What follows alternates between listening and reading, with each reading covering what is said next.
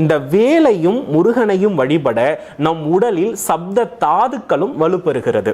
அப்போ ஒருத்தருக்கு குழந்தை பேறு என்பது சாதாரணமாக கிடைக்காது. சதை நல்லா இருக்கணும், நரம்பு நல்லா இருக்கணும், ரத்தம் நல்லா இருக்கணும், எலும்பு நல்லா இருக்கணும்.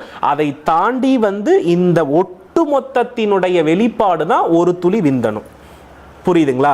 அப்போ ஒட்டுமொத்தமா நாம அந்த விந்தணுவினுடைய வடிவத்தையே நம்ம வழிபடும் பொழுது அது சப்த கன்னிகளுடைய முழு வடிவமாக இருக்கிறது இல்லையா? அதனால நமக்கு நோய்க்கும் நம்மளுடைய பாதுகாப்பின்மைக்கும் அந்த வேல் நமக்கு நன்மை அளிக்கிறது. இதைத்தான் முன்னோர்கள் முருகனை ஆதிவேல் வடிவாக தான் வழிபட்டு இருக்கிறாங்க. இதற்கு சான்றுன்னு எடுத்துக்கிட்டோம்னா பழமுதிர்ச்சோலையில் முருகப்பெருமானை வேல் வடிவில் வழிபட்டது தெரியும். அதே போல மருதமலையில் முருகப்பெருமான் வேல் வடிவாக இருந்தது என்பது தெரியும். இது போன்ற பல பிரசித்தி பெற்ற ஆலயங்களில் ஆதியில் முருகன் என்ன வடிவாக வழிபட்டப்பட்டிருக்காங்க? வேல் வடிவாகத்தான் வழிபட்டிருக்கிறாங்க.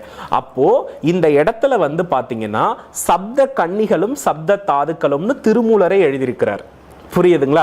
அப்ப திருமூலருடைய திருமந்திரத்துல என்ன சொல்லப்பட்டிருக்குன்னா, பிராமினி அப்படின்றவர் விந்துவின் தத்துவமாகவும், மகேஸ்வரி ரத்தத்தின் தத்துவமாகவும், கௌமாரி சதையின் தத்துவமாகவும், வைஷ்ணவி எலும்பின் தத்துவமாகவும், வாராகி எலும்பு மஜ்ஜையின் தத்துவமாகவும், இந்திராணி நரம்பின் தத்துவமாகவும், சாமுண்டீஸ்வரி தோலின் தத்துவமாகவும் செயல்படுகிறார்கள்.